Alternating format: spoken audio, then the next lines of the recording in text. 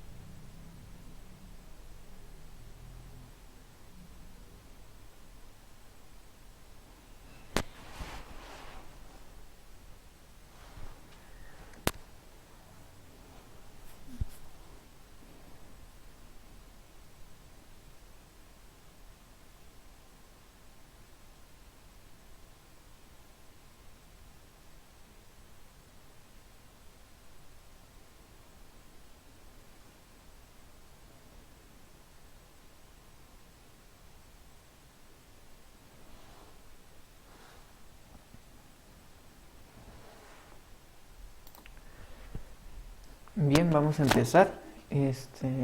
Ya somos 64.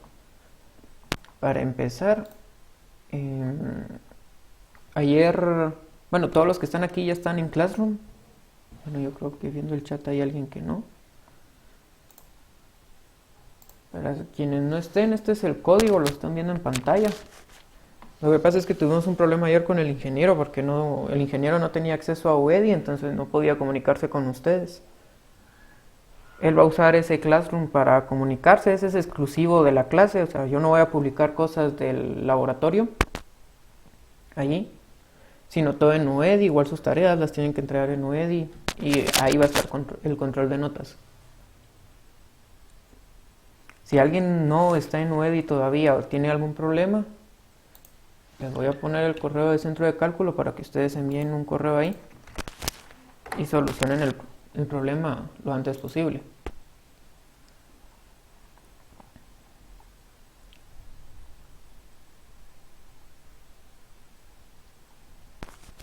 Si ya todos están en Classroom, creo que todavía faltan personas, pero tal vez no estén unidas ahorita porque según la última asignación que hizo el UEDI, hay 80 personas solo en el laboratorio. Entonces, por si conocen a alguien ahí, pues le pasan el código también.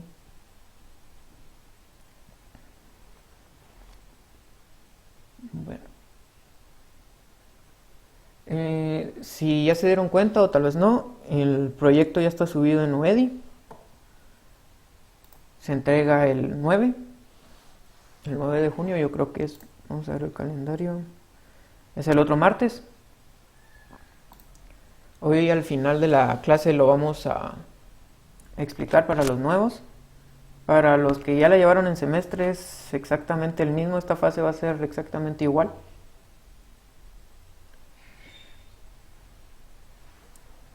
Entonces no creo que vayan a tener problema con ello. Está en la sección de proyectos para que ustedes lo puedan ver. Asimismo hay un foro, entonces necesito que si tienen dudas pues escriban en ese foro para poder responderlo. Les recuerdo, nada en Classroom, va todo en UEDI. Y si ya no hay más, bueno, ya nos unieron más, entonces vamos a empezar. La clase de hoy era muy larga, de hecho eran como 50 y algo de diapositivas, entonces traté de partirla, miramos la mitad hoy, explicamos un poco del proyecto y miramos la mitad mañana. Y se recuerdan que el primer corto es el viernes, entonces para que estén atentos. Y va a venir el contenido que veamos en esta semana.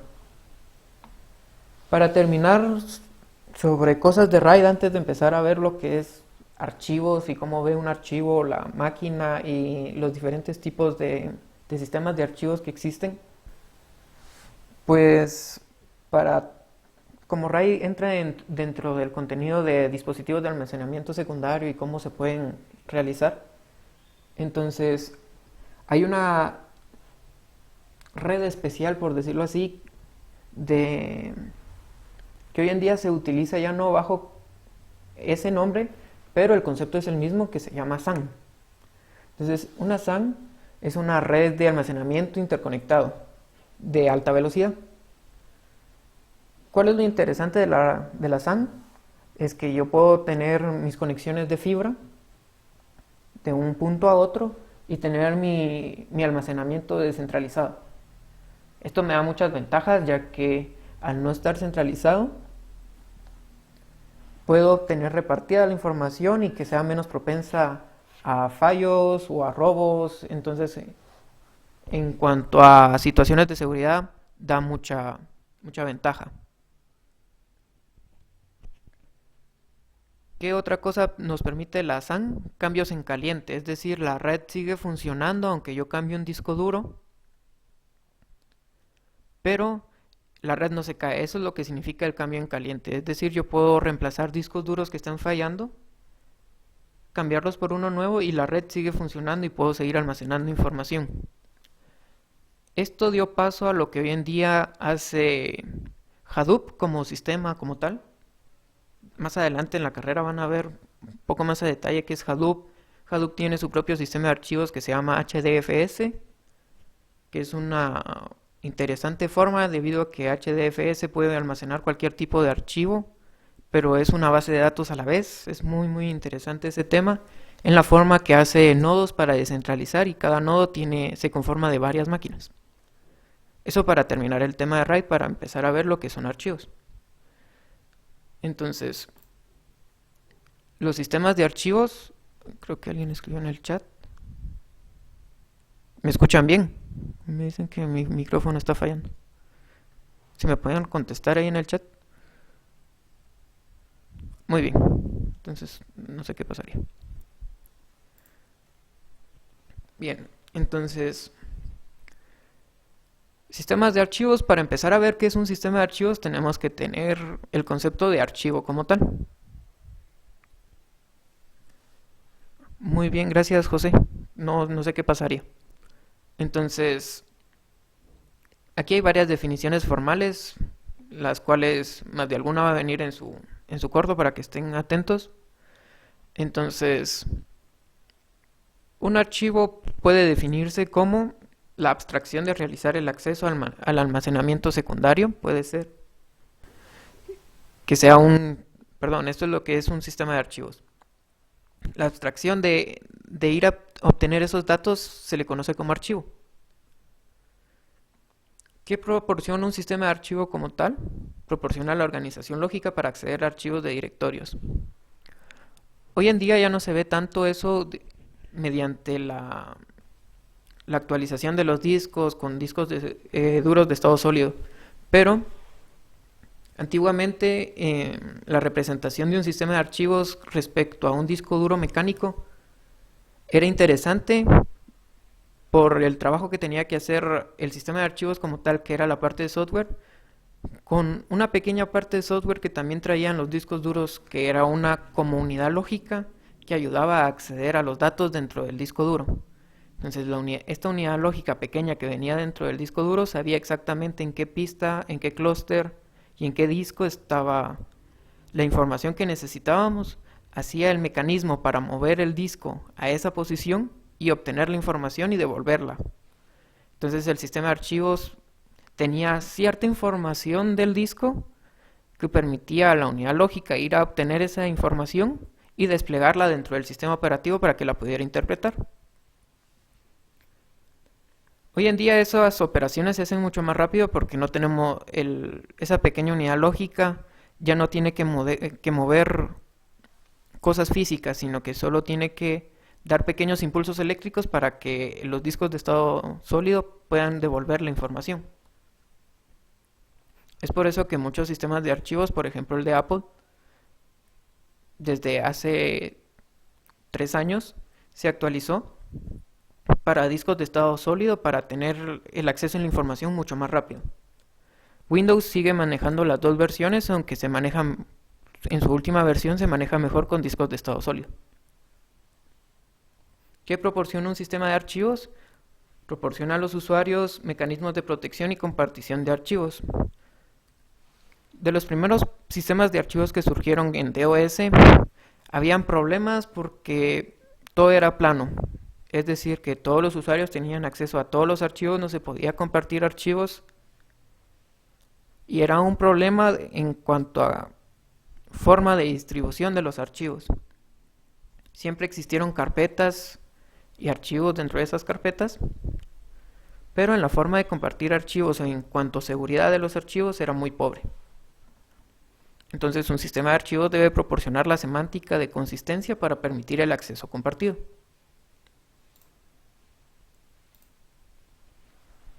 Pero ¿qué es un archivo como tal? Es una colección de datos con algunas propiedades. ¿Qué propiedades tienen? Pues el contenido como tal, el tamaño, el dueño, la última fecha de modificación, protección, etc. Algunos sistemas de archivos colocan más propiedades al mismo archivo dependiendo del uso y dependiendo de la forma en que esté hecho el sistema de archivos. En la última versión de Apple, a cada archivo se le genera un clon. Esto a manera de seguridad. Entonces, tiene esa pequeña parte, es una propiedad más del archivo donde sabe dónde está su respaldo.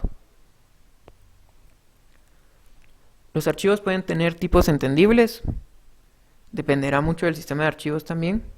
Por ejemplo, puede ser un archivo simple, un directorio, un enlace. Dependerá del sistema operativo en que pueden ser aplicaciones o bibliotecas. El .exe de Windows es una aplicación exclusiva de Windows que reconoce el sistema de archivos de Windows como un ejecutable que puede interpretar y desplegar. A diferencia de otros sistemas operativos que no pueden hacer esa operación de desplegar un ejecutable como tal con solo abrirlo. Típicamente los tipos pueden incluir en el nombre como en Windows. El tipo está incluido en el nombre. Archivo.txt, ese punto es el separador para el tipo.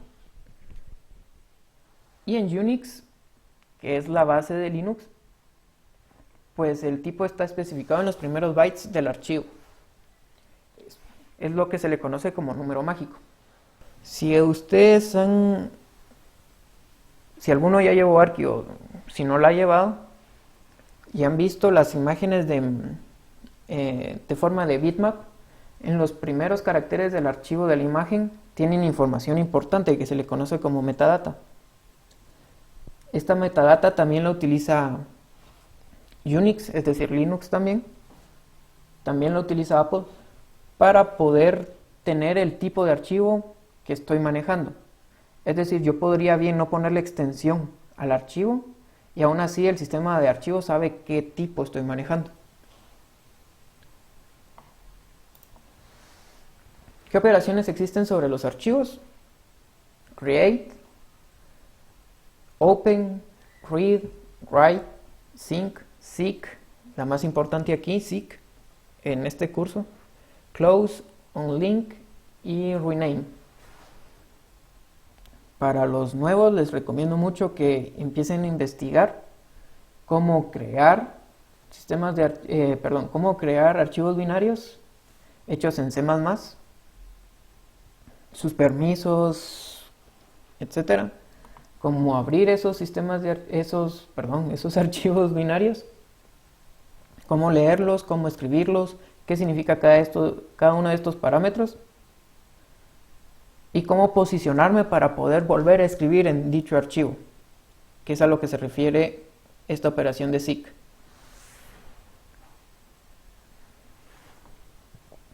Bien, entonces vamos con directorios.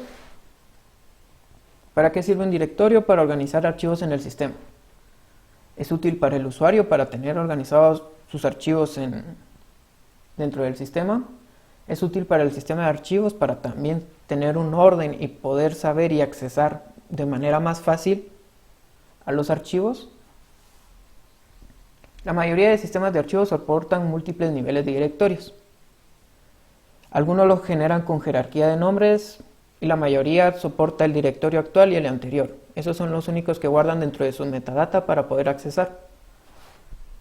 Existen dos tipos de rutas, absolutas y relativas, y aquí hay dos ejemplos.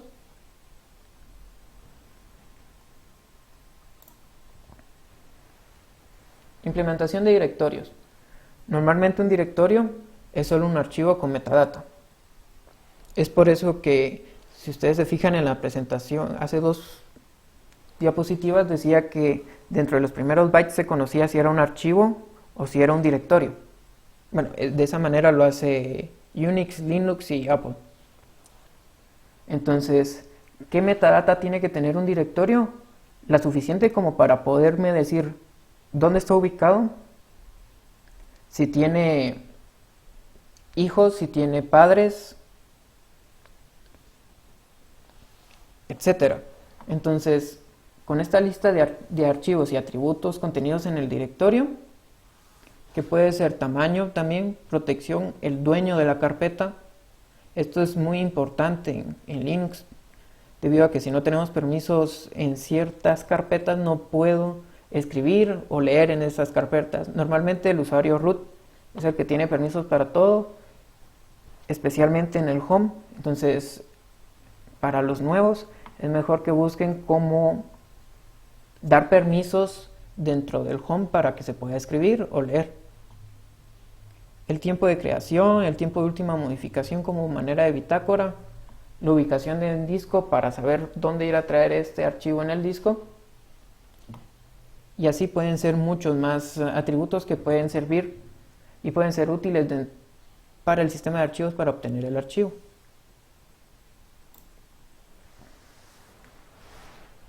¿Qué componentes tiene el sistema de archivos?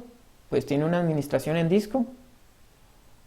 Es decir, el sistema de archivos tiene que saber cómo organizar el disco a manera de que ocupe todo el disco, que es lo que se le llama formateo, y poder ubicar en cierta parte del disco los bloques de archivos, los bloques de carpetas, información relevante del disco, así como en Linux, que lleva una bitácora, pues también tiene que tener un lugar específico de donde poder almacenarlo.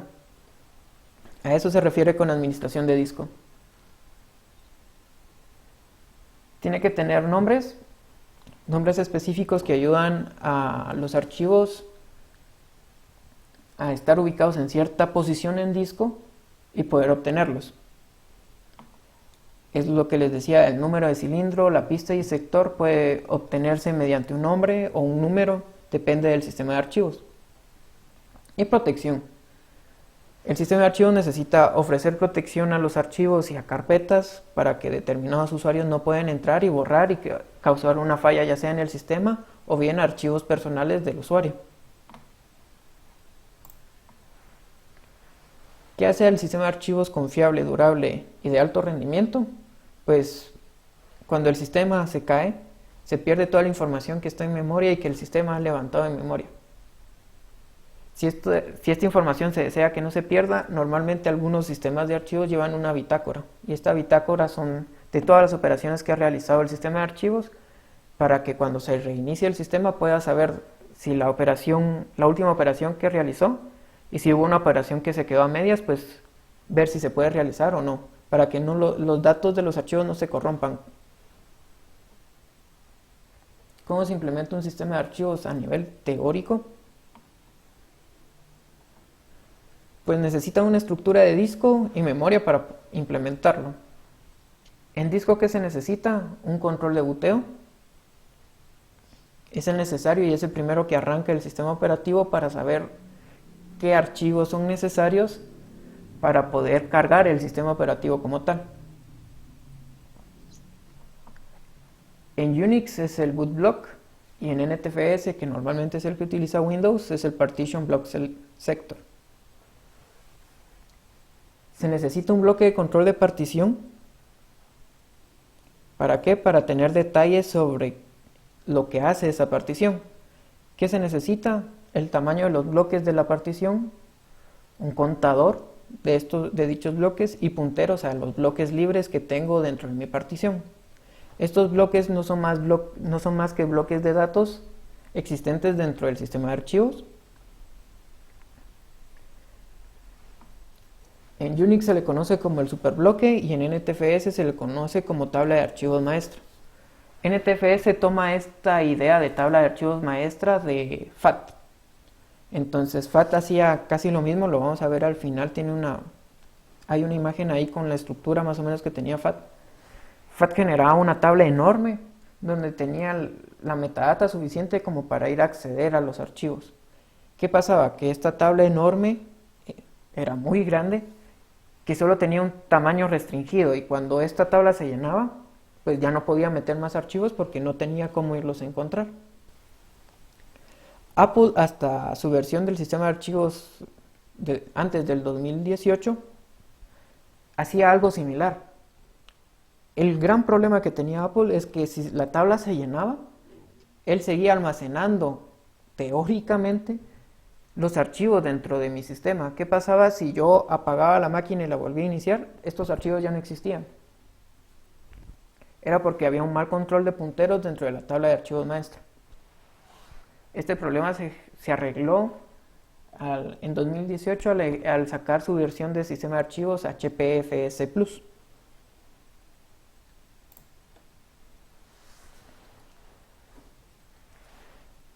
La tabla de archivos maestra ya la vimos. El bloque de control de archivos o File Control Block, que contiene información del archivo. ¿Qué información puede contener? El tamaño, el contenido, dónde está ubicado, a quién pertenece, y punteros a bloques contiguos que puede que el archivo sea muy grande para no caber en un solo bloque y necesita más bloques para poder almacenarse. ¿A qué se le conoce en Unix como un bloque de control de archivo, como un inodo? En NTFS guarda todo dentro de una tabla de archivo maestra, que no es más que una réplica de la tabla de archivos maestra general aplicada al archivo. Todas estas estructuras están almacenadas dentro del disco y al momento de formatearse un disco se crean. Al momento de formatear el disco se crean todas estas estructuras para que el sistema operativo pueda ser capaz de ir a leer estas estructuras y levantar el sistema tal y como lo conocemos y nos permita agregar, quitar y hacer operaciones sobre archivos y carpetas. ¿Qué estructuras hay en memoria? Al momento de levantarse el sistema de archivos dentro de su estructura maestra, en su estructura de boteo maestra, se carga la tabla de particiones en memoria. La tabla de particiones no es más que una tabla en donde se tiene información acerca de cada partición. Como pueden existir varias particiones dentro del mismo disco, entonces se carga esta tabla y esta tabla contiene metadata, por ejemplo, dónde está ubicada, qué tamaño tiene, de qué tipo es y qué ajuste tiene para poder ingresar archivos dentro del sistema de archivos. Esto no se implementa acá, pero la estructura de directorios, debido a que los accesos a discos son la operación más lenta que se tiene, en general el almacenamiento secundario, cualquier operación es la más lenta. Muchos sistemas de archivos lo que hacen es cargar una estructura de directorios a manera de árbol B dentro de la memoria.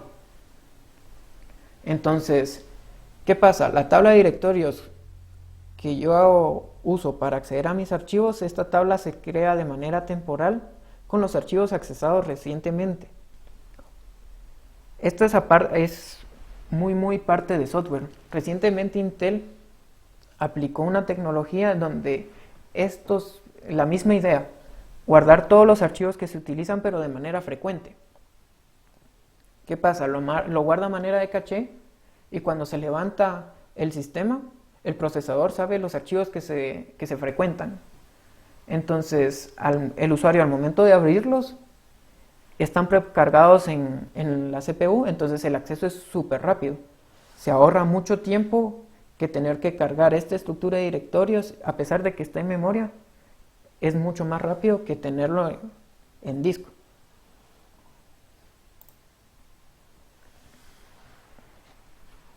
Exactamente, el Intel Optane. Gracias, María. Bien. Los File Control Block, la tabla de archivos abiertos. Esto es muy poco utilizado, la verdad, a manera didáctica. Los sistemas de archivos lo aplican porque genera una ventaja respecto a los procesos que tiene que tener el archivo. ¿Por qué?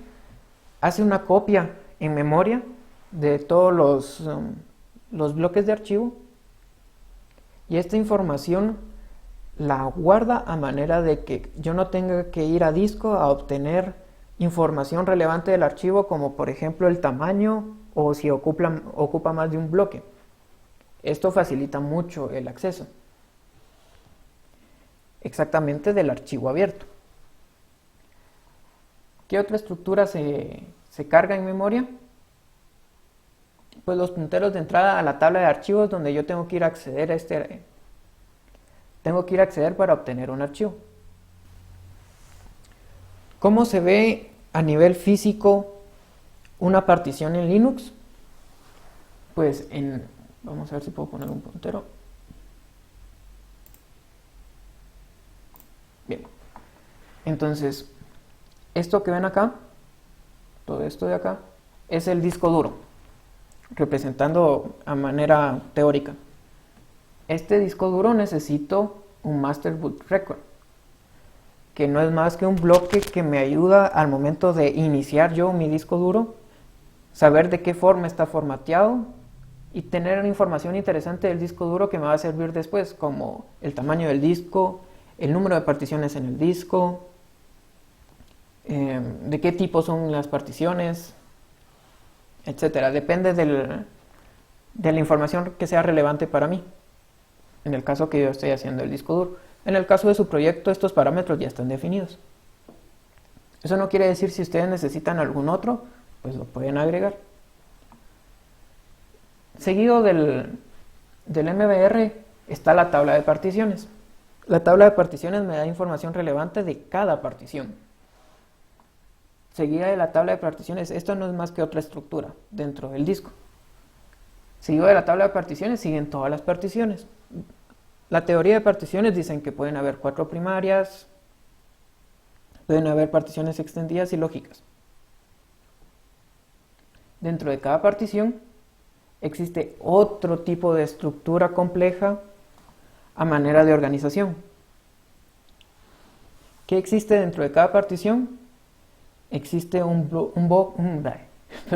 bloque de control de buteo. Este no se mira en el laboratorio, se mira el superbloque. El superbloque es el interesante porque controla, es el análogo al MBR, pero ya no del disco, sino de la partición como tal. El tamaño de la partición, qué tipo de ajuste tiene la partición y dónde se encuentran mis siguientes estructuras que me sirven a mí para poder accesar y almacenar archivos. Seguido del superbloque, bueno, pues aquí hay un espacio libre, en el proyecto no lo van a tener. Pues seguido del espacio libre que hay aquí, están los sinodos. Los sinodos son ese tipo de estructura, manera de control de metadata, para poder acceder ya sea a archivos o carpetas, que es donde se almacenan acá. Al momento de hacer un formateo en el disco se crean todas estas estructuras, dependiendo del número de particiones también. Puede que se cree solo una, se creen 4, se creen 3 y una extendida, y dentro de la extendida creen más lógicas, dependerá mucho. Y dentro de cada partición se crea esta otra estructura. Eso es lo importante a saber ahora. ¿Cómo lo hacen en el proyecto? Dentro de su disco simulado, que es un archivo binario, ustedes crean esta estructura. Esta estructura no son más que conjuntos de struct agrupados dentro de su archivo binario.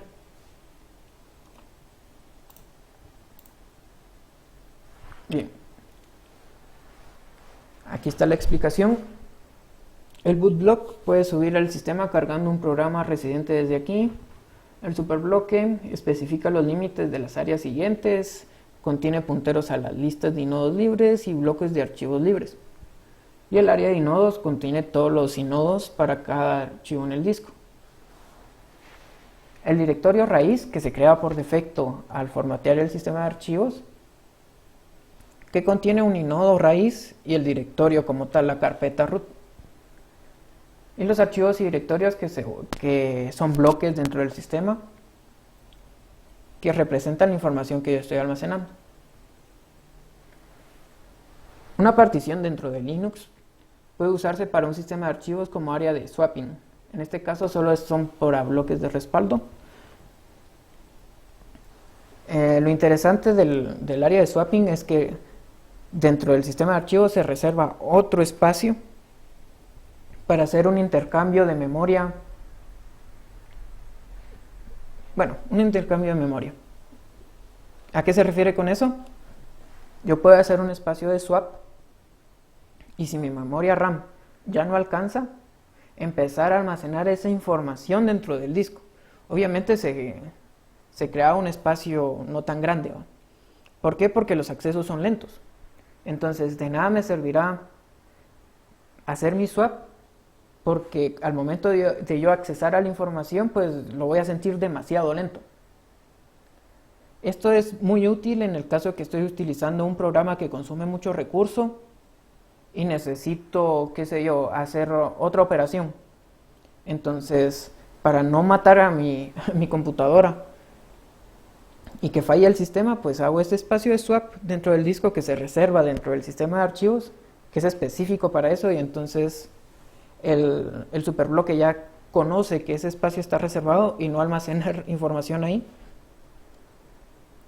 para ese intercambio. Normalmente el intercambio suele ser en cosas que yo no estoy usando al momento. Sistemas de archivos más recientes, lo que, obviamente de Linux, lo que hacen es que ese espacio empiezan a almacenar archivos que tengo abiertos, que están en memoria, pero que no los he utilizado en largo tiempo, que los tengo abiertos ahí y se me olvida. Al momento de cargar, sí se nota la diferencia, que carga y se nota que se traba un poco, pero es por el tipo de acceso. ¿Cómo bootea en el caso de Linux? Pues el CPU, al arrancar, ejecuta el código de la BIOS y hace dos cosas: verifica y prepara el sistema. Una vez verifica y prepara el sistema que está cargado en disco, carga el programa del MBR. ¿Cómo así? Va a cargar un programa especial que lo primero que hace va a leer al disco si está formateado y tiene una partición disponible para cargar todos los archivos de disco referentes al sistema. Normalmente en el caso de discos duros mecánicos están cargados en el sector 0. Una vez que se carga esta estructura, empieza el arranque de, en este caso, Linux. ¿Qué gestores tiene Linux para poder hacer ese arranque inmediatamente después de que la BIOS arranca todo el sistema? Tiene dos, tiene Lilo y Groove. Lilo venía por defecto en los sistemas operativos de base Linux antiguos. La verdad no sé si aún venga en alguna distribución, pero normalmente se utiliza Groove.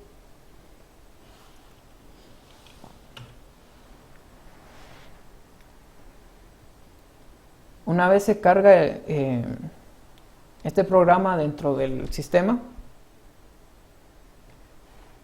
van al MBR a cargar el primer sector de la partición activa, es decir, el primer sector donde yo ya puedo venir y almacenar información. Los programas Lilo o Groove, que son los de arranque, se pueden definir diferentes particiones dentro del sistema operativo. Es por eso que yo puedo tener una partición Windows y una partición Linux, que estos programas son capaces de poder ir a leer a disco, leer la partición y leer la metadata que tiene la partición y saber si es una partición Linux o si es una partición Windows. Una vez identifica, nos lo muestra y nosotros podemos elegir. Estos programas también tienen algunas otras herramientas. Por ejemplo, esto está muy asociado a los kernels de Linux, que puede que yo necesite hacer una modificación dentro del kernel, la puedo realizar a través de este programa de arranque. El primer sistema de archivos original del cual Linux se basa es el de Unix, creado en 1970, en el que la teoría dice que un disco duro está dividido en varias particiones, en que una partición es un grupo de cilindros adyacentes. Toda esta teoría está basada en discos duros mecánicos. Y un sistema de archivos puede residir dentro de una partición. La BIOS, el programa del BIOS, define el sector de buteo como la cabeza 0 del cilindro 0 del sector 1 de todo el disco. Y el MBR está usado para bootear el computador, para saber dónde está mi sistema y poder arrancar los archivos necesarios para el sistema. Esto también puede ser una tabla de partición que está asociada a las direcciones de inicio y fin de cada partición. Eso es lo que contiene. ¿Qué pasa cuando el sistema ya está cargado? Pues la BIOS ejecuta el MBR y el MBR localiza la primera partición activa y ejecuta todo el sistema de buteo para poder arrancar. ¿Cuál es lo interesante de utilizar particiones? Pues mi propio disco duro lo puedo dividir para diversos propósitos. El más común es tener diversos sistemas operativos cargados, uno en cada partición. Eso no quiere decir que sea el único. También puedo cargar diferentes información dentro de los discos duros, dentro de las particiones. Estos sistemas operativos y sistemas de archivos pueden ser usados de forma independiente, que es lo que normalmente se hace. También pueden ser respaldos de cualquier uso para que le dé el usuario, es decir, yo necesito que esta información no se pierda y entonces creo una partición y almaceno mi información allí. ¿Qué almacena un sistema de archivos? Pues almacena archivos en bloques. Se define el tamaño del bloque, generalmente es entre 1 kilobyte y 4 kilobytes, depende del sistema de archivos. Y está el bloque maestro, que define la ubicación del directorio raíz. Se posee una lista con bloques libres y bloques ocupados. En general suele ser un bitmap, en donde cada bit, es decir, cada 1 o 0, representa si está ocupado o no. Y esta estructura también se almacena en disco y en memoria. ¿Por qué en memoria? Para aumentar el rendimiento. Para su proyecto todo va en disco, no hay nada en memoria, excepto la lista de particiones. El sistema operativo utiliza caching. Algunos utilizan caching. ¿Para qué? Para mantener en caché los bloques de discos más usados recientemente y para disminuir la latencia. Es lo que les decía que Intel modificó con Optane. Ya no lo utiliza en memoria, sino esta caché se pasa a procesador, donde lo hace aún más rápido. ¿Dudas hasta el momento?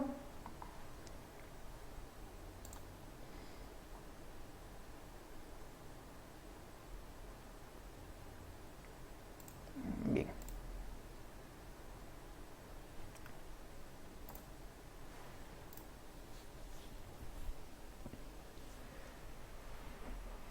Vamos a ver el registro de bloques asignado a los archivos. ¿Cuál es la estructura de datos más común usada para los archivos? Pues lleva un encabezado. Este encabezado que está en los bloques de disco me indica qué bloque se está ocupando el archivo. Y también se utiliza para diversos objetivos. Por ejemplo, cómo están conectados los archivos y los bloques de estos archivos. Debido a que un archivo que pese, supongamos que cada bloque es de 1 kilobyte y mi archivo pesa 1 mega, voy a tener este archivo partido en 1024 bloques. Entonces, ¿cómo sé yo de qué manera están organizados estos archivos dentro del sistema de archivo? Pueden estar organizados mediante asignación contigua, es decir, uno detrás de otro, archivos enlazados, en donde un bloque se especifica para saber dónde están los siguientes bloques.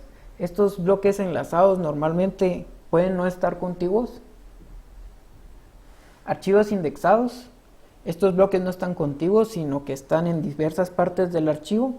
¿Qué es lo que pasa? Cuando yo modifico un archivo y este archivo se hace más grande, creo un enlace, es decir, un index, que me da la posición siguiente donde está el bloque del archivo como tal.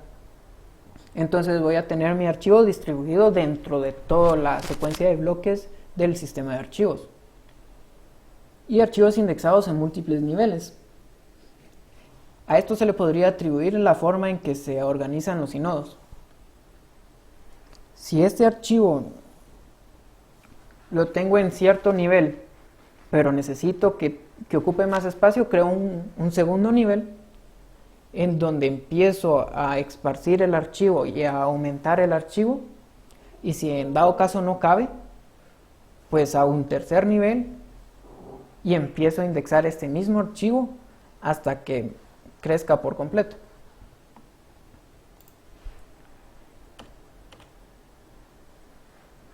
Vamos a ver la asignación contigua. Para esto, el sistema de archivos necesita saber por adelantado el tamaño del archivo para saber dónde irlo a meter. El sistema operativo busca en el bitmap bloques de disco, depende del criterio. El criterio es el ajuste que le va a dar, ya sea primer ajuste, peor ajuste o mejor ajuste. Los bloques de disco que satisfacen el requerimiento, siempre dependiendo del criterio. El encabezado del archivo tiene que poseer el primer sector del bloque en disco. Este encabezado es la metadata que se almacena en el caso de Linux en bloques de datos. El tamaño del archivo en términos del número de sectores, todo esto, el número de sectores es en cuanto al disco. ¿Qué ventajas da la asignación contigua? Al ser secuencial es mucho más rápido.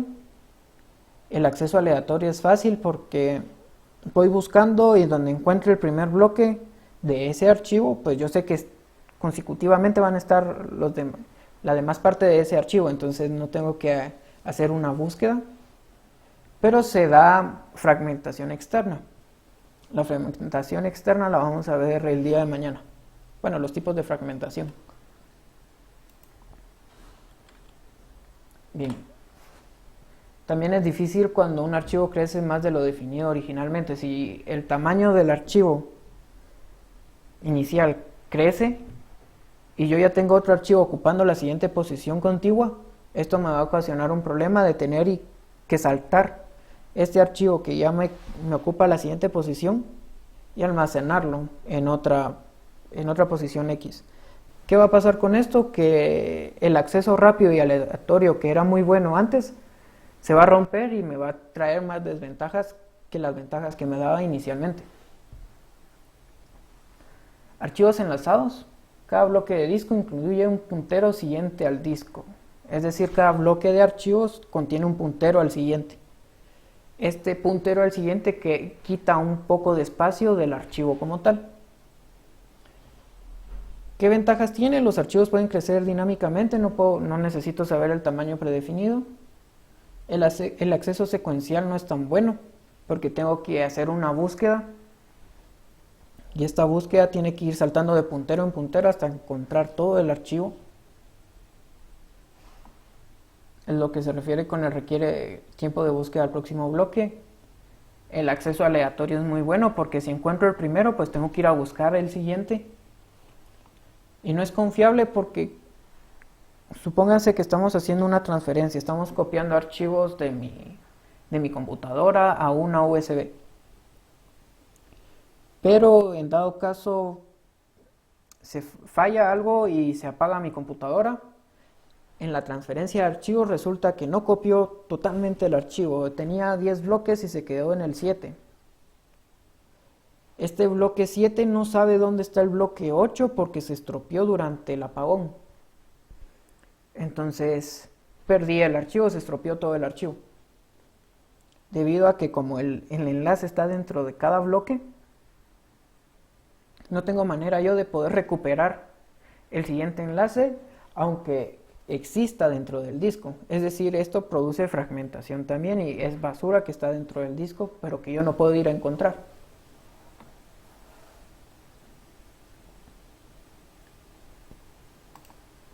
Bien, vamos a ver un sistema de archivos que es el DOS FAT, File Allocation Table. Lo que les decía, usaba una tabla enorme.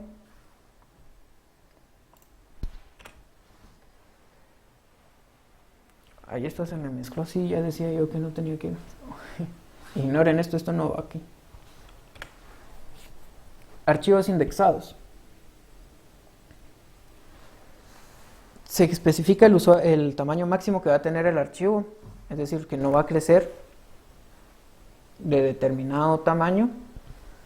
Y el sistema de archivos define un arreglo de punteros a bloques acorde al tamaño máximo. Es decir, antes de guardar el archivo, el sistema de archivos ejecuta una operación para saber el tamaño del arreglo y cuántos punteros va a tener este archivo. Y los genera y los reserva de una vez. ¿Qué contiene el encabezado del archivo? Pues dentro del encabezado se posee el arreglo de punteros a los bloques, lo que se le conoce como index block. ¿Qué ventajas tiene? El tamaño del archivo puede crecer fácilmente hasta el máximo, es decir, yo un archivo de texto, dando un ejemplo X, puede crecer hasta 2 terabytes. Yo sé que mi archivo puede ser menor de eso, puede crecer a 1 giga, 2 gigas, pero no puede pasar de 2 terabytes, que es el máximo que me permiten. El acceso aleatorio es rápido, ¿por qué? Porque encontrando yo el primer bloque de ese archivo, yo sé dónde están los demás, porque están en el encabezado. En el encabezado yo tengo todos los punteros donde están mis demás bloques. Entonces, no hay problema si falla. ¿Qué pasa si el archivo crece al máximo? Si es costoso, porque va a haber va a tener que crecer el arreglo. Si este arreglo crece demasiado, ya no es útil porque tengo que hacer una búsqueda secuencial de cada index dentro del arreglo y después ir a buscar estos bloques en cada posición del arreglo del sistema de archivos. Esto lo hace muy tedioso y muy tardado. El acceso secuencial es lento, ya que los bloques pueden estar distantes uno con otro. Incluso en los discos duros mecánicos pueden encontrarse en diferente pista. Entonces esto hace que el disco tenga que girar y este girar que tiene que hacer el disco tiene un costo en cuanto a velocidad.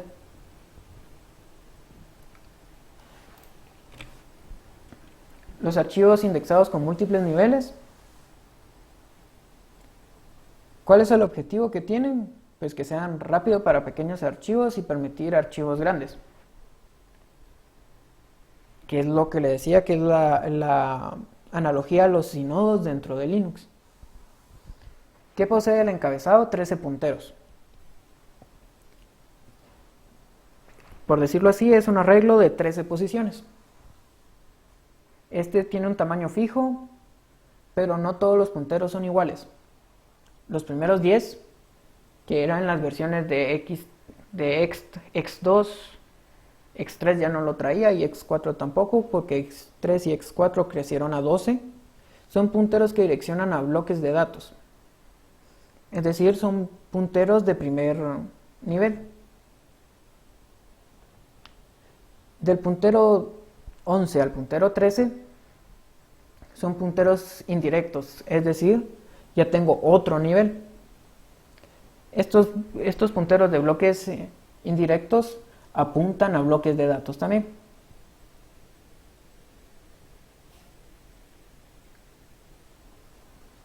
¿Qué pasa con los últimos punteros? Del 12 al 14. Estos son punteros doblemente indirectos, es decir, tiene otro nivel. En analogía, tengo de primer nivel, de segundo nivel y de tercer nivel, que apuntan a otros bloques de punteros, y estos bloques de punteros a su vez contienen más bloques de datos, y que estos bloques de punteros tienen estos otros 13, y así se va creciendo y se va haciendo enorme, y va generando algo así como un árbol.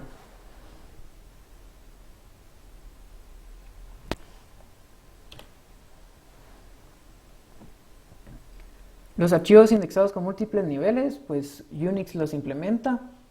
¿Qué ventajas tiene? Es bastante simple en cuanto al hecho de reducirlo al mínimo nivel y verlo como un arreglo. ¿Qué ventajas? Pues que los archivos pueden crecer fácilmente, porque al tener esa estructura de múltiples niveles me permite crecer y crecer y crecer, aunque esto se vaya haciendo cada vez más engorroso. Los archivos rápidos son pequeños, ya que si en un solo bloque no tengo más de 13, por ejemplo, no tengo más de 5 apuntadores a bloques de datos, pues esto lo va a hacer mucho más rápido, porque solo tengo que ir a acceder a un bloque y este bloque ya sabe dónde está la información. Los archivos grandes normalmente consumen más tiempo por el tipo de búsqueda, debido a que tener que recorrer cada arreglo, después otro arreglo, después otro arreglo, hasta obtener el archivo completo lo hace lento.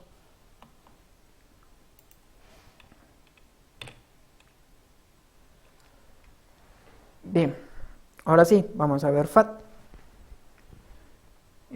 lo anterior iba aquí, no sé qué pasó. File Allocation Table, tabla de ubicación de ficheros. Es uno de los primeros sistemas de archivos utilizados por DOS. ¿Para qué está destinado? Para discos duros pequeños y estructuras de directorios sencillas, es decir, no múltiples directorios anidados. ¿Cómo dividía FAT las particiones? Pues en un conjunto de clústeres de idéntico tamaño. Clúster haciendo analogía a los discos duros mecánicos. Estos bloques eran discontinuos, es decir, el tamaño del clúster dependía mucho de la variable que usaba FAT, es decir, dependía mucho del fabricante o de lo que quería hacer FAT dentro del sistema. Y un archivo quedaba representado como una cadena secuencial de clústeres, una lista enlazada. No tenía bloques, sino lo que tenía era la cadena del archivo, haciendo de vista que solo son bytes escritos dentro del disco. Lo que hacía era una cadena indexada, porque al final tenía un puntero al bloque, por decirlo así, a la cadena contigua, y así se iba indexando. ¿Qué pasaba? Había una fragmentación excesiva de los datos. ¿Por qué? Porque si yo borraba una cadena de en medio, el anterior a ese dato borrado saltaba directamente al siguiente del dato que yo borré y ese espacio quedaba libre. Y era muy poco probable o prácticamente era imposible poder llenarlo sin tener que formatear o desfragmentar el disco. ¿Qué pasaba si los archivos en FAT empezaban a crecer? Tenía menor rendimiento porque el acceso tenía que ser secuencial. Tenía que recorrer todo el disco para poder obtener mi archivo. ¿Qué desventajas tiene FAT? No es redundante ante fallos, es decir, si el sistema está haciendo una operación y se apaga o ocurre una falla, pues no hay manera de poder recuperar el archivo ante esa falla. No hay permisos de seguridad, es decir, no puedo otorgar ciertos permisos a usuarios o carpetas. ¿Qué versiones hay de FAT? FAT 12, 16 y 32. ¿Qué significan esos? El número de bytes que utiliza cada versión de FAT.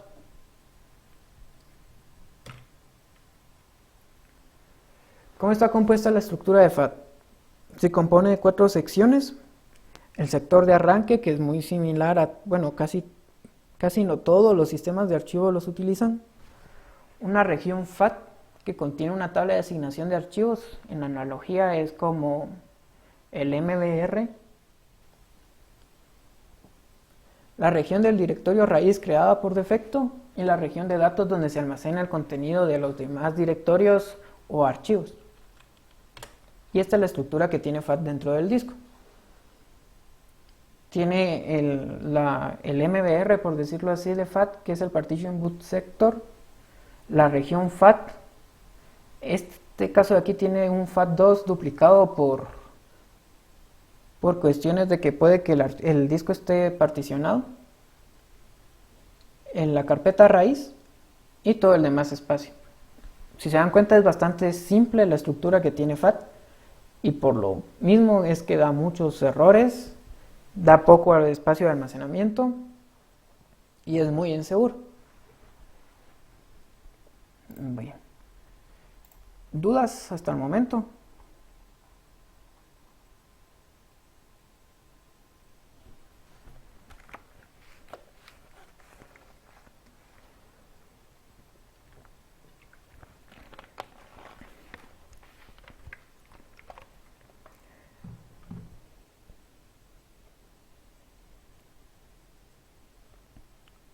Para Asunción, sí, es una copia que hizo el sistema porque puede ser que tenga una partición o porque simplemente FAT1 hizo una copia de FAT2 dentro del sistema de archivos. Esto depende mucho del usuario que haga. Normalmente este FAT2 no existe y todo está conjunto.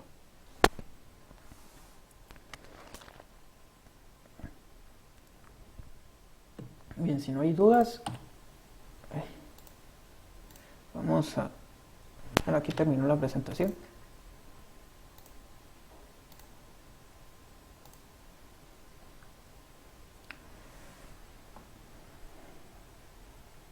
Entonces vamos a...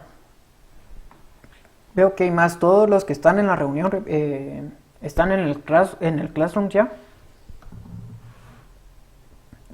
Para quienes no hayan escuchado, el Classroom es exclusivo para la clase. Entonces, para que tengan en cuenta que todas las noticias del laboratorio se darán por UEDI. Y para los que no estaban más temprano, el proyecto ya está subido a la plataforma en UEDI. Ustedes lo pueden encontrar en la sección de proyectos. Y además hay un foro ahí para que pongan sus preguntas. Entonces, si no hay más dudas, pues vamos a explicar el proyecto. Para los que la llevaron en semestre, pues es el mismo proyecto, la fase 1 es la misma. ¿En qué consiste? En crear un sistema de archivos. Ay, esto no lo borré. Solo va a ser x3, no va a haber x2.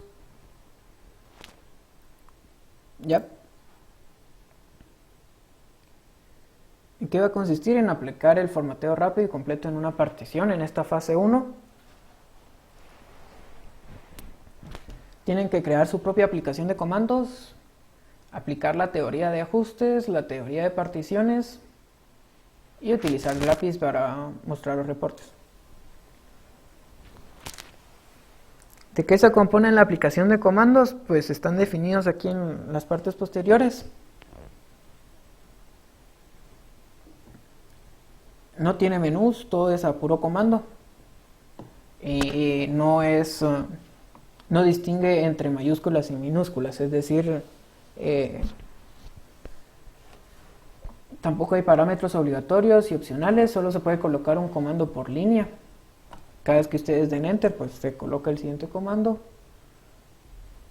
Y si algún parámetro lleva espacios en blanco, pues se encierra entre comillas. Y los parámetros pueden venir en cualquier orden. Se tiene que aplicar los conocimientos de RAID para cada disco duro, es decir, todas las operaciones que se realicen en un disco duro se van a hacer una copia automática en el disco 2, es decir, en su disco de RAID, haciendo analogía a un RAID 1, que es un RAID de espejo. ¿Qué procesos necesitan? La creación del disco. Cada vez que yo creo un disco se va a crear uno igual, con el mismo tamaño, que funcionará a manera de espejo. ¿Y qué operaciones en el disco? Pues todas las operaciones que se puedan realizar, una copia idéntica dentro de mi disco de RAID. La administración de discos, pues el primero es mkdisk, que simulará la creación de un disco duro. Estos discos duros son archivos binarios que tendrán la extensión .disk y su contenido será 0. Este 0 puede ser reemplazado por un carácter nulo también. Sí, el espejo se debe de crear en la misma ruta del disco donde estoy creando el disco.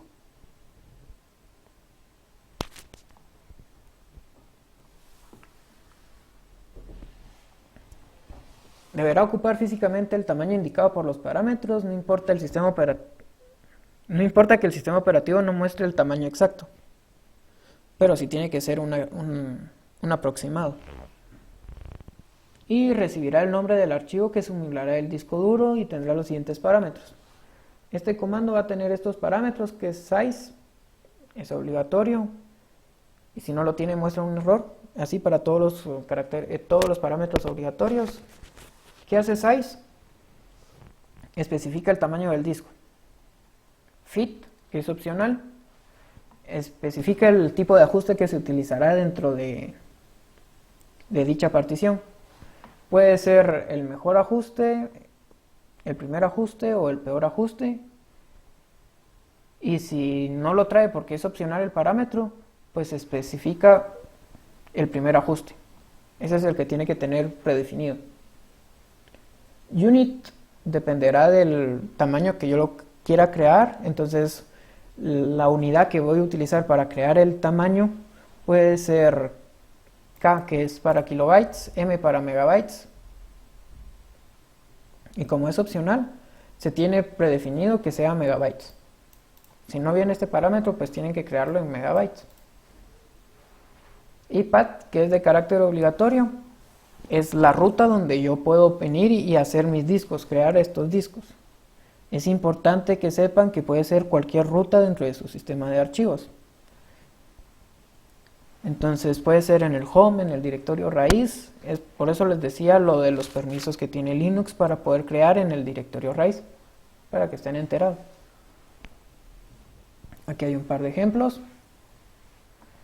Es importante que reconozcan comentarios. Los comentarios son de esta manera: un símbolo numeral seguido del comentario.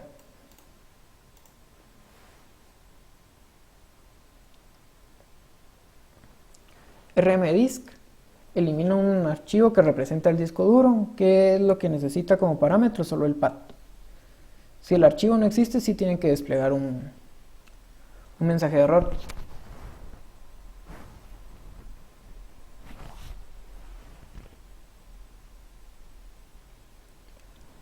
Los comentarios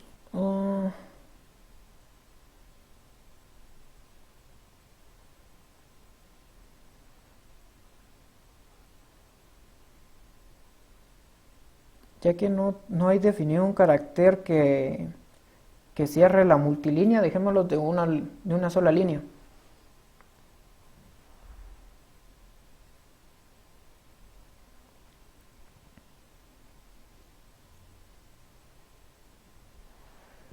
Al momento de hacer rmdisk no se elimina el write, a manera de que esté al respaldo.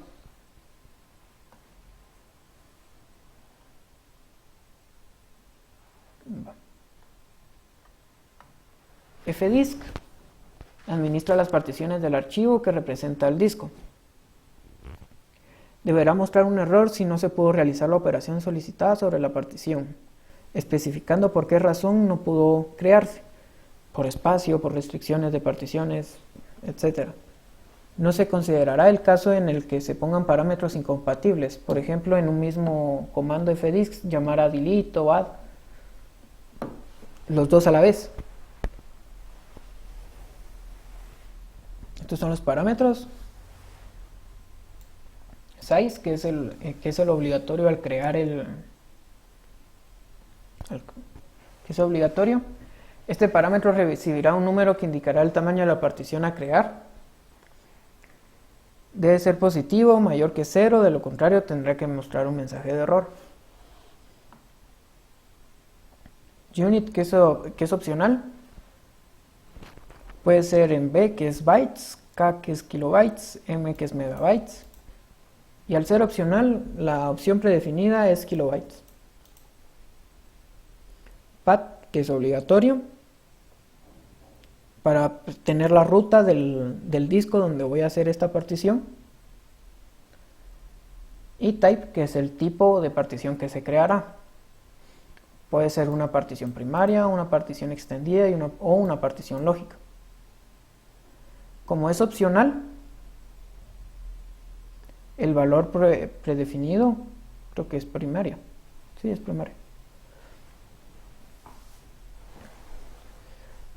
Aquí hay una nota acerca de teoría de particiones.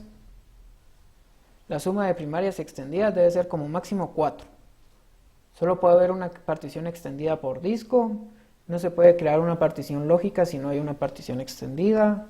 Si se utiliza otro valor diferente a los anteriores, deberá mostrar error. Esto es parte de aplicar teoría de particiones dentro de la creación de particiones. Fit indicará el ajuste que va a utilizar dicha partición.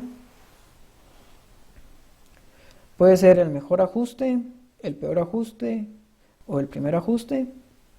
Y ya que es opcional, se tomará como valor predefinido el peor ajuste para cada partición, que de hecho es el que utiliza Linux.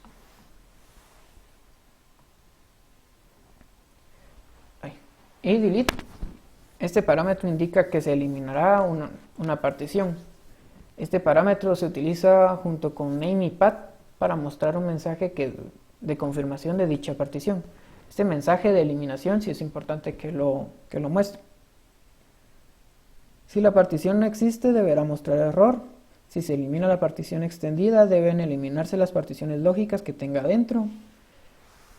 ¿Qué valores puede recibir? Puede recibir el valor fast, que marca como vacío en la tabla de particiones, es decir, va a cambiar el carácter.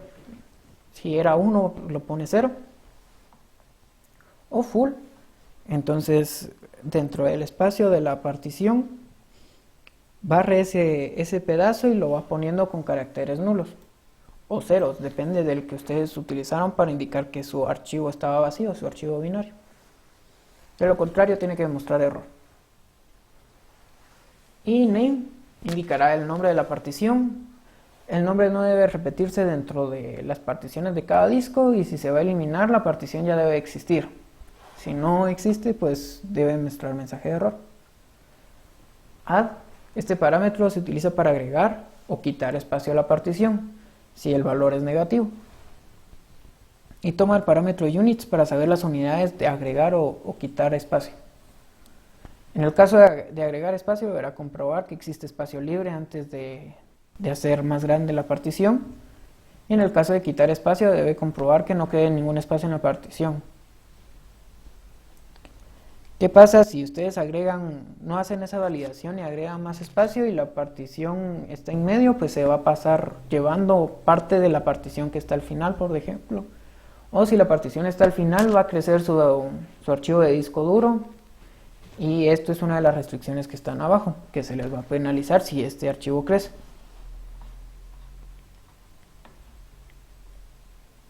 Aquí hay algunos ejemplos, como dijimos, comentarios solo de una línea.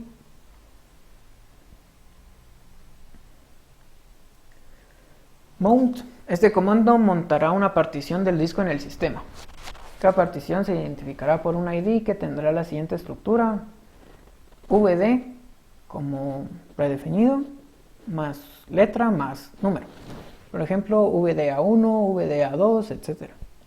La letra siempre será la misma para particiones en el mismo disco y en el número diferente para particiones en el mismo disco. Es decir, la A identifica el disco y los números identifican a las particiones. Como nota, este comando debe realizar el montaje en memoria RAM y no debe escribir esto en el disco, ya que no hay una estructura definida dentro del proyecto para esta lista. Entonces lo que tienen que hacer ustedes para los nuevos es crear una lista enlazada, y cada lista enlazada es una estructura que contiene el nombre de la partición e información relevante, por ejemplo, dónde está ubicada en el disco, el tamaño de la partición si ustedes necesitan saberlo. Eso queda a su elección. ¿Qué parámetros necesita este comando? Perdón. Path, que es obligatorio, que es para saber la ruta en que se encuentra el disco y que se montará en el sistema. Entonces esto es un atributo importante a almacenar dentro de su lista enlazada. Y name, que indica el nombre de la partición a cargar. Si no existe, tiene que dar error. ¿Qué pasa si yo elimino una partición? Hay dos casos. Preferiblemente vamos a dejar de que se tiene que desmontar primero para eliminar. Y al buscar la partición, pues esta ya no debe existir.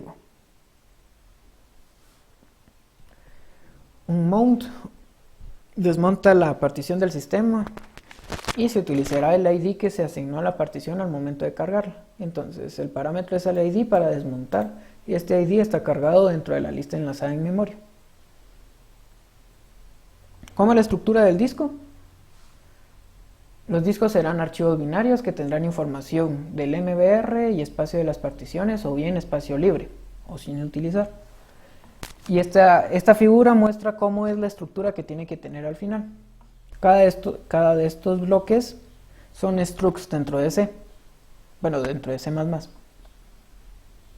El MBR es un struct, bueno, el libre es libre, la extendida es otro struct y dentro de la extendida van otro conjunto de structs. Dentro de una partición extendida puede caber n lógicas, ahí no hay restricción siempre y cuando no sea más grande del tamaño que ocupa la partición extendida. Las particiones primarias son otro struct y espacio libre. Para esta fase solo tienen que hacer esta estructura. En la siguiente fase, dentro de estos structs de las particiones ya se crean el formato que tiene la partición. Para definir las estructuras, la primera, el Master Boot Record o MBR, cuando se crea una partición debe utilizarse el primer ajuste para crearla, como se muestra en la figura anterior. El MBR va a tener los siguientes campos o atributos. El tamaño, que va a ser de tipo entero, y aquí está la descripción que tiene que ser el tamaño total en bytes. De tipo time, la fecha de creación, este tipo time puede ser otro struct que ustedes utilicen que se llame time, donde almacenar la fecha y la hora de la creación del disco u otras cosas que se van a ver más adelante. El signature del disco es un número random que identifica al disco como tal. El fit del disco, es decir, el ajuste que va a tener el disco como tal, es un char. ¿Y qué puede ser? Puede ser B, F o W, es decir, mejor ajuste, peor ajuste o primer ajuste. Y las particiones, como solo pueden haber 4 particiones entre primarias y extendidas, pues solo son 4 atributos que indican la información de la partición 1, 2, 3 o 4. Es decir, este es otro struct de cómo se va a llamar partición. Y este atributo es de tipo partición. Aquí está definido el struct partición, qué atributos tienen que llevar. El status indica si la partición está activa o no. El tipo tiene que indicar si es una partición extendida o primaria. El ajuste tiene que indicar si esta partición va a tener un ajuste de mejor ajuste, primer ajuste o peor ajuste. ¿Dónde inicia la partición, que es un entero? El tamaño de la partición y el nombre de la partición, que no puede ser de más de 16 caracteres. ¿Por qué se les da esto? Porque el tamaño es importante aquí. El struct tiene que tener un tamaño definido para que su archivo no crezca. El Extended Boot Record, las particiones extendidas van a tener una estructura diferente. Se utilizará una estructura EBR dentro de cada partición extendida en forma de lista enlazada y los atributos son los siguientes. El estatus de la partición y si está activa o no. El ajuste, dónde inicia, el tamaño, cuál es el siguiente, como esa manera de lista, dónde está el próximo EBR y si no hay EBR, pues en -1, si no hay próximo EBR, y el nombre de la partición. También no tiene que ser más de 16 caracteres. Y de esta manera se debería de ver. Entonces todo esto de aquí afuera es la partición extendida. Y adentro tengo mi EBR, partición lógica, y este EBR apunta al siguiente EBR, este EBR, mi partición lógica contigua, y este EBR apunta al siguiente. Y este, como ya no hay más, tiene -1 acá para ya no apuntar a nada. Aquí hay una nota, el EBR inicial siempre debe existir al momento de crear, aunque se elimine la primera partición. Para crear el archivo en disco se recomienda utilizar un char de 1024. A muchos en semestre, ¿qué les pasaba? Que se tardaba mucho en crear cuando eran discos duros algo grandes. Era porque usaban un char de 1 para escribir en el disco. Entonces es mejor utilizar un char de 1024 para ocupar más espacio y hacer esta operación más rápida.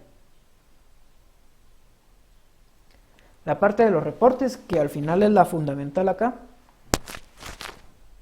Tienen que generar reportes con el comando rep, que se generarán en Graphics. Se puede utilizar el formato HTML dentro de los reportes si ustedes lo desean. Y esta parte es obligatoria para poder calificarse. Si no tienen algún reporte, pues no se les califica. ¿Qué lleva el comando rep? El parámetro name es de carácter obligatorio y puede tener los siguientes dos valores, mbr o disk, dependiendo de lo que yo quiera graficar.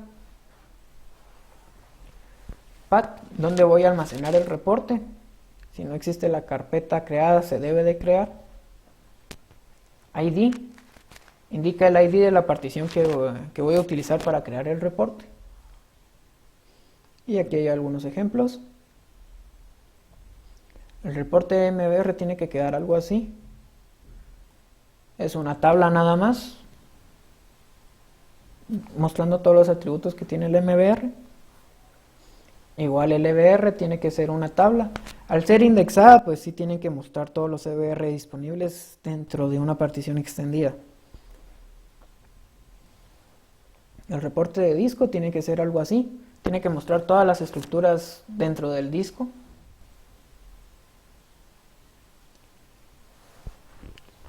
Y el script, como al ser una aplicación de comandos, pues se les va a poder pasar un script donde pueden haber comentarios y líneas en blanco.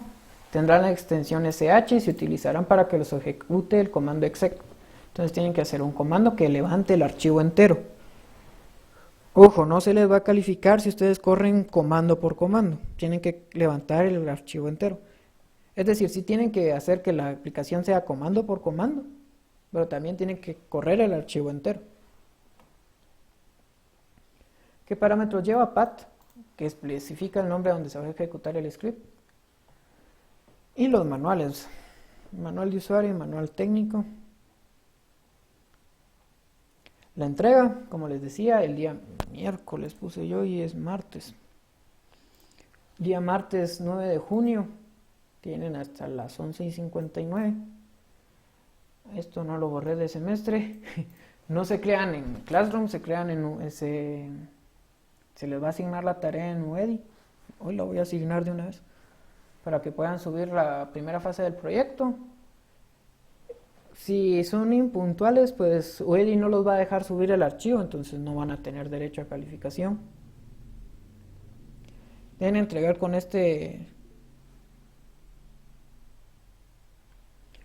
rutas de los paths. Como se dijo al principio, si tienen espacios en blanco, sí, si no, no. ¿Qué nombre? El carnet y esta extensión o .zip.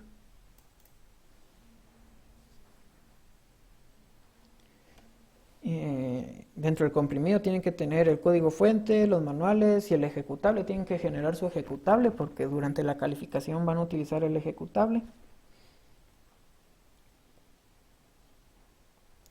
La calificación, si entregan martes, probablemente empecemos miércoles. Entonces, yo el mismo martes les publicaría el horario para que se apunten. ¿Cuáles son los mínimos? Creación de particiones primarias extendidas. Aplicar los ajustes, los manuales y reportes. Los reportes son importantes que los tengan. Si no tienen algún reporte, no se les califica. De forma individual, tiene que ser el proyecto lo tienen que realizar de forma individual. Las copias tendrán una nota de 0 y serán reportadas para que lo tengan en cuenta que hubieron copias en semestre. Las dudas se responderán por UEDI, aquí se lo cambié. Y se aplicarán a todos los estudiantes. Igual si tienen dudas, pues las resolvemos aquí por el Classroom. ¿Qué tienen que utilizar? Como lenguaje C++, en el IDQT no se permite el uso de otro lenguaje.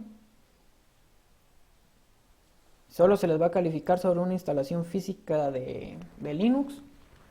Importante que lo hagan porque les va a servir para otros cursos también. No pueden modificar código durante la calificación. Y si el archivo binario crece, se les va a penalizar con el 20% de la nota. Tampoco se permite la utilización de estructuras en memoria, todo tiene que ir al disco.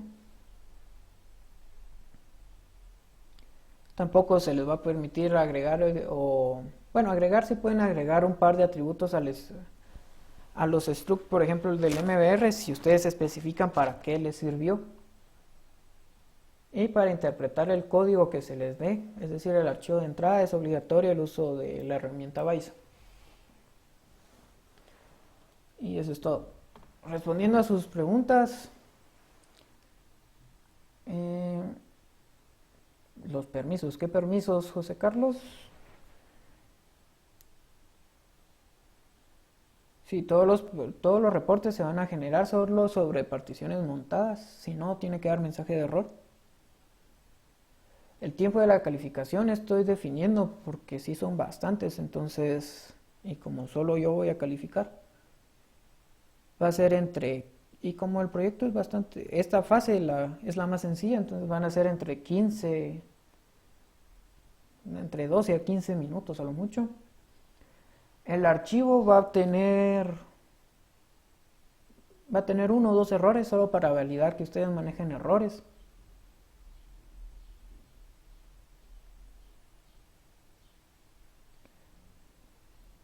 Para Pablo, con los permisos, creo que se refiere a los de home.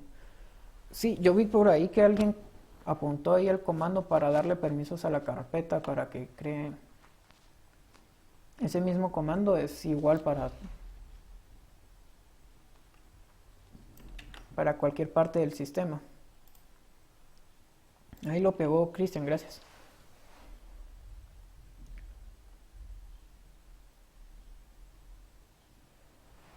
No, ustedes no tienen que hacer su propio intérprete, sino lo tienen que hacer en Bison. No está permitido eso, que ustedes hagan su propio intérprete. Cuando ustedes envíen el código, pues voy a ver dónde tengan su gramática.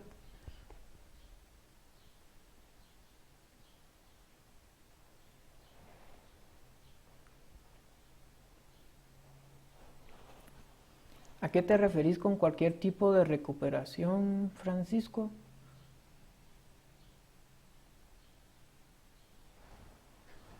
Y gracias a los compañeros ahí que pusieron el comando para darle permisos a la carpeta.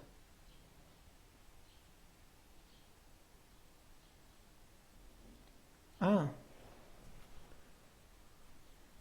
pues con que muestren el error es suficiente, no va a ser necesario que se recuperen, como recuérdense que esto no es compiladores, ¿va? Entonces si muere, pues, ahí, como dijo Pablo, ahí muere.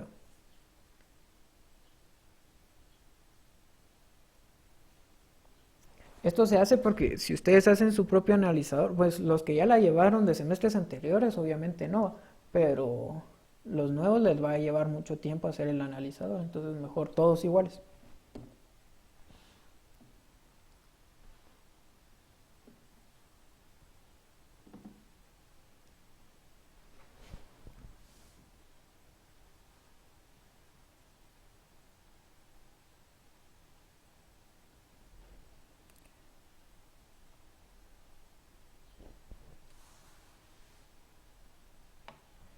Vamos a ver.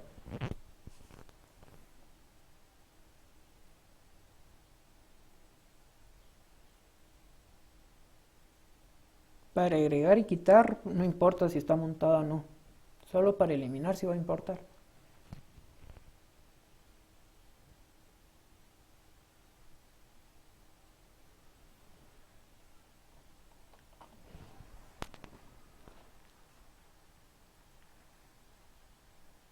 Diego, una pregunta.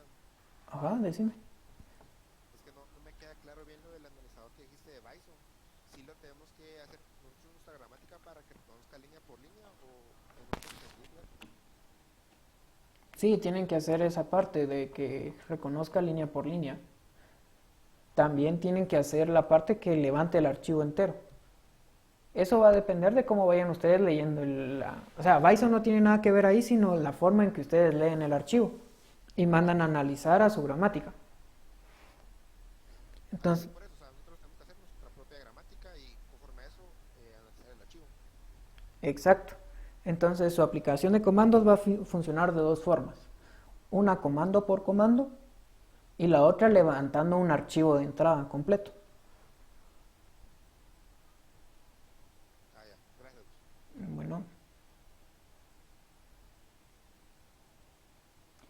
¿Cuál es la diferencia entre el formateo full y fast para Cristian? Pues, perdón. La diferencia es que en el formateo fast, en mi tabla, por ejemplo, hagamos de cuenta que es de particiones. En el MBR, cuando yo formateo una partición, solo voy a poner 0 y que está libre, aunque realmente no se haya borrado esa información. Cuando yo hago el full, sí tengo que barrer esa información que tenía la partición, es decir, todo lo que escribí dentro de mi archivo binario lo tengo que limpiar con el carácter que yo utilice para crear mi archivo binario limpio. Ya puede ser 0 o puede ser el carácter nulo. Esa es la diferencia.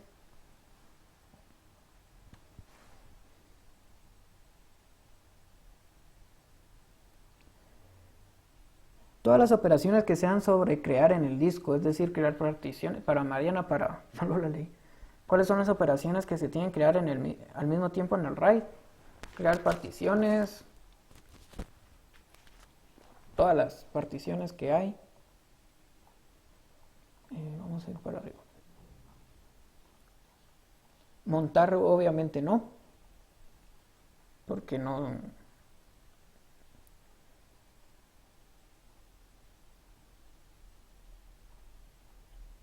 Solo todas las operaciones que sean de creación dentro del disco.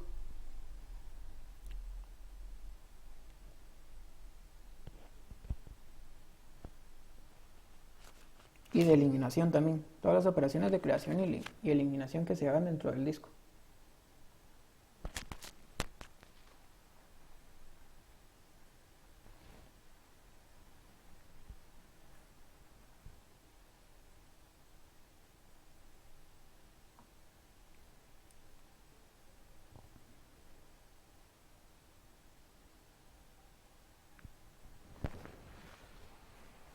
Bien. Yo creo que ya no hay más dudas. Bien.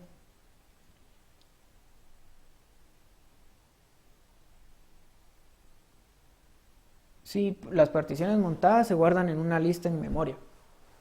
Al momento de cerrar la ejecución de su programa, pues esa lista se pierde.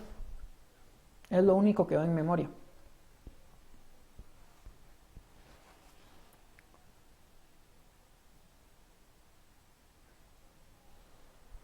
Sí, se podrían hacer operaciones directamente sobre el RAID si se accede a ese disco. Pero no va a ser el caso. Todas las operaciones se van a hacer sobre los discos normales. Pero el disco de RAID es otro disco.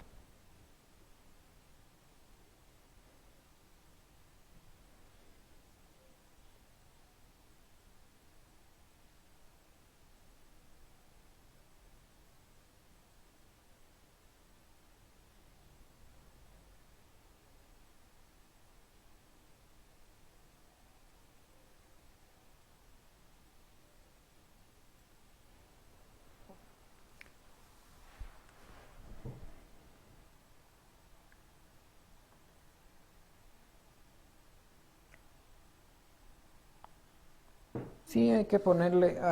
excelente pregunta para... ¿Quién lo preguntó? Ya se me perdió. Para el que preguntó, porque no sé quién me preguntó el nombre específico del RAID. Si podrías ponerla en el foro de preguntas que hay en UEDI para respondérsela a todos, por si hay alguien que ya se salió. Pero igual les voy a responder aquí, les voy a poner acá en el chat.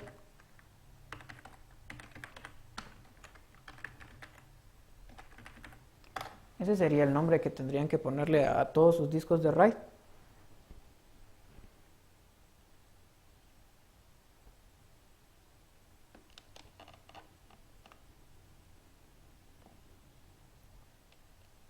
No deja publicar en el foro. Para que me dijiste, vamos a ver eso ahorita. Para José Carlos no se puede utilizar el analizador que tienen hecho. Tienen que hacer uno en FlexiBISO.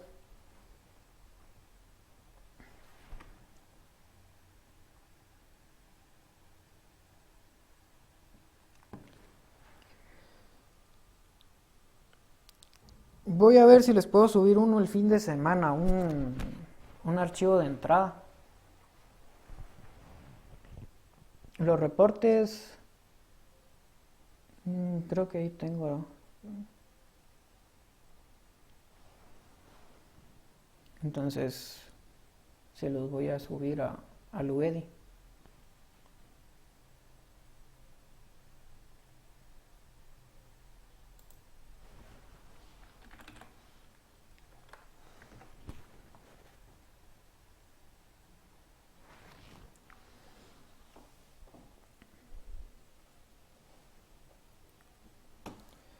El archivo de ejemplo de Bison.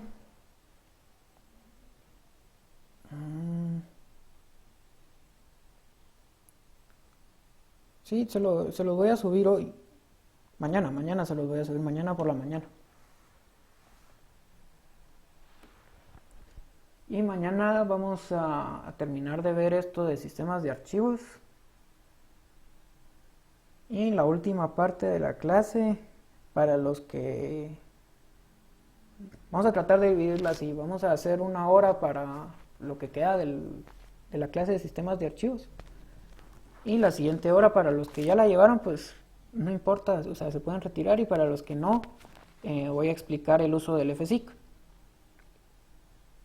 para que lo tengan en cuenta.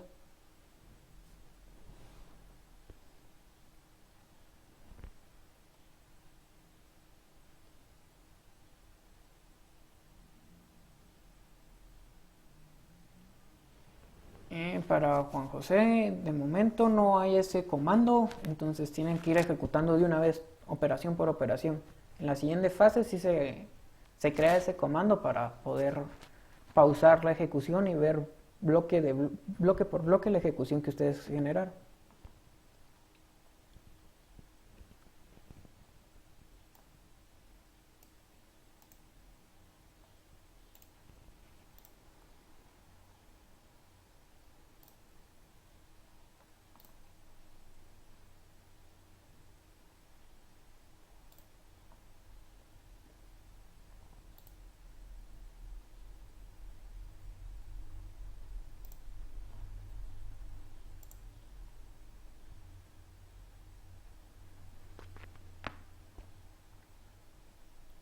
Quiero ver lo del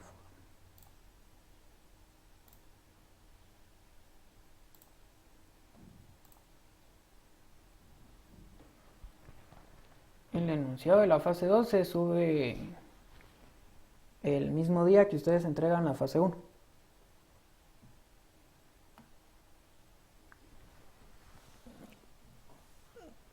Todavía falta que me lo apruebe el ingeniero, pero ese mismo día se va a subir.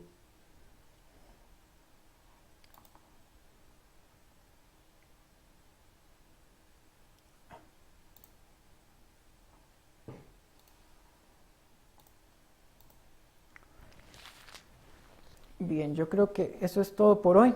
Si ya no hay más dudas, entonces... No, se va a calificar en la computadora de ustedes, no en la mía.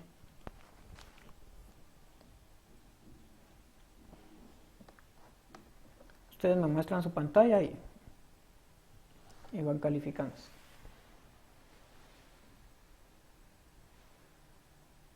Bueno, entonces eso es todo por hoy. Nos vemos el día de mañana y feliz tarde para todos.